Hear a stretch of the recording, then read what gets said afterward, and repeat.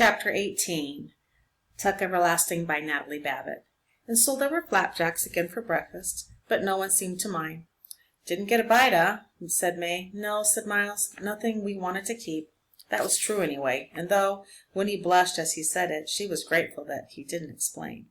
"Never mind," said May. "You're likely out of practice tomorrow, maybe." "Sure," said Miles, "tomorrow." But it was the thought of seeing Jessie again that kept Winnie's stomach fluttering, and at last he came down from the loft, yawning and rosy, rubbing his curls, just as May was piling the plates with flapjacks. "Well, slug a bed," she said to him fondly, "you come near to missing breakfast. Miles and Winnie been up for hours out fishing and back already." "Oh," said Jessie, his eyes on Miles. "Where's the fish, then? How come you got nothing but flapjacks?" "No luck," said May. "They wasn't biting for some reason." "Reason is Miles don't know how to fish," said Jessie. He grinned at Winnie, and she lowered her eyes, her heart thumping. "It don't matter," said May. We got plenty without. Come and get your plates, everybody." They sat down in the parlor as they had the night before. The ceiling, warm with bright reflections and sunlight, streamed across the dusty, chip-strewn floor. May surveyed it all and sighed continually. "Now this is real nice," she said, her fork poised above her plate. "Everyone sitting down together and having Winnie here. Why, it's just like a party." "That's the truth," said Jessie and Miles both together, and Winnie felt a rush of happiness. "Still, we got things to discuss," Tuck reminded them. "There's the business of the horse getting stole, and we've got to get Winnie home where she belongs." "How are we going to do that without the horse?" "After breakfast, Tuck," said May firmly. "Don't spoil a good meal with a lot of talk. We'll get to it soon enough." So they were silent eating, and this time Winnie licked the syrup with her fingers without pausing to think about it first. Her fears at last night's supper seemed silly to her now. Perhaps they were crazy, but they weren't criminals. She loved them. They belonged to her. Tuck said, "How'd you sleep, child?" And she answered, "Just fine," and wished for a fleeting moment that she would stay with them forever in that sunny, untidy little house by the pond. Grow up with them, and perhaps, if it was true about the spring, then perhaps she would. When she was 17, she glanced at Jessie, where he sat on the floor, his curly head bent over his plate. Then she looked at Miles, and then her eyes went back to Tuck and lingered on his sad, creased face. It occurred to her that he was the dearest of them all, though she couldn't have explained why she felt that way. However, there wasn't time to wonder, for at that moment someone knocked at the door. It was such an alien sound, so sudden and surprising, that May dropped her fork, and everyone looked up startled. "Who's that?" said Tuck. "Can't imagine," whispered May. "We ain't never had callers in all these years we've been here." The knock came again. "I'll go, Ma," said Miles. "No, you stay here," she said. "I'll go." She put her plate down carefully on the floor and stood up, straightening her skirts. Then she went to the kitchen and opened the door. Winnie recognized the voice at once. It was a rich and pleasant voice, the man in the yellow suit, and he was saying, "Good morning, Mrs. Tuck." "It is Mrs. Tuck, isn't it? May I come in?" Chapter 19 The man in the yellow suit came to the sunlit parlor. He stood for a moment looking around at them all, May, Miles, and Jessie and Tuck, and Winnie, too. His face was without expression, but there was something unpleasant behind it that Winnie sensed at once, something that made her instantly suspicious. And yet his voice was mild when he said, "You're safe now, Winifred. I've come to take you home." We was going to bring her back directly ourselves," said Tuck, standing up slowly. "She ain't been in no danger." "You're Mr. Tuck, I suppose," said the man in the yellow suit. "I am," said Tuck, formally, his back straighter than usual. "Well, you may as well sit down. You too, Mrs. Tuck. I have a great deal to say, and very little time of saying it." May sat down on the edge of the rocker, and Tuck sat too, but his eyes were narrowed. Jessie sat uneasily. "Who in tarnation do you think you—" But Tuck interrupted. "Hush, boy. Let him speak his piece." "That's why," said the man in the yellow suit.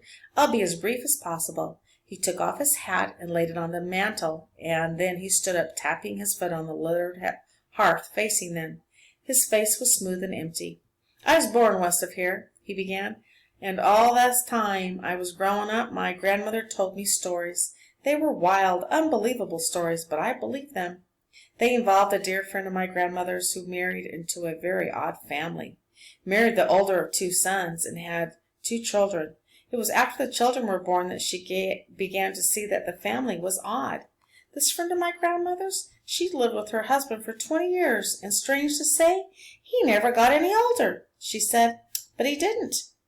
And neither did his mother or his father or his brother.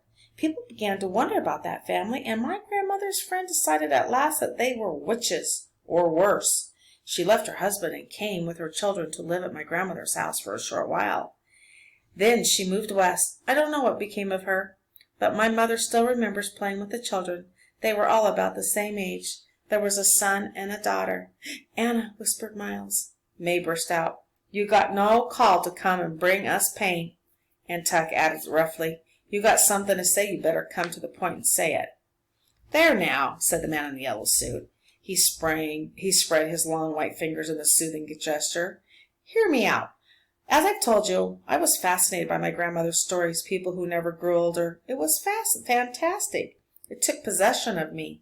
I decided to devote my life to finding out if it could be true, and if so, how and why.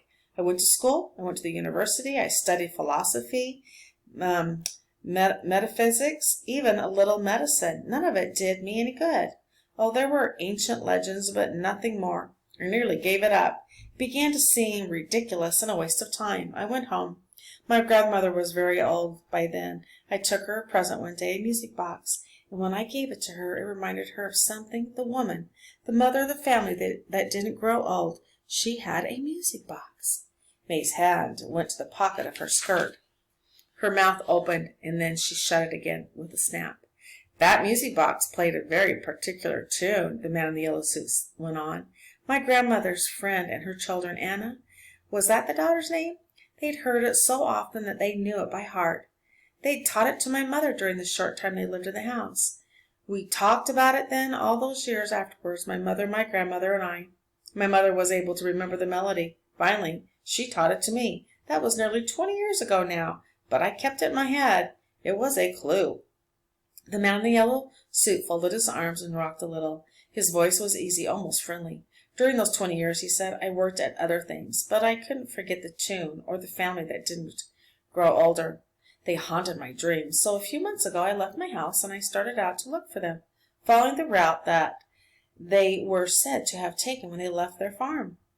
No one I asked along the way knew anything. No one had heard of them. No one recognized their name. But 2 evenings ago, I heard that music box. I heard that very tune, and it was coming from the Foster's wood. And the next morning early, I saw the family at last, taking Winifred away. I followed and I heard their story. Every word. May's face drained of color. Her mouth hung open, and Tuck said hoarsely, What are you going to do? The man in the yellow suit smiled. The Fosters have given me the wood, he said, in exchange for bringing Winifred home. I was the only one who knew where she was, you see. So it was a trade. Yes, I followed you, Mrs. Tuck, and then I took your horse and went directly back. The tension in the parlor was immense. Winnie found that she could scarcely breathe. It was true, then, or was the man who stood there crazy, too? Horse thief, cried Tuck. Get to the point. What are you going to do? It's very simple, said the man in the yellow suit, and, as he said this, the smoothness of his face began to loosen a little. A faint flush crept up his neck, and the pitch of his voice lifted, became a fraction higher. Like all magnificent things, it's very simple. The wood, the spring, belong to me now. He patted his breast pocket. I have a paper here, all signed and legal, to prove it. I'm going to sell the water, you see. You can't do that, roared Tuck. You got to be out of your mind. The man in the yellow suit frowned. But I'm not going to sell it to just anybody, he protested.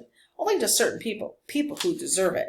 And it will be very, very expensive. But who wouldn't give a fortune to live forever? I wouldn't, said Tuck grimly. Exactly, said the man in the yellow suit. His eyes glowed. Ignorant people like you should never have the opportunity.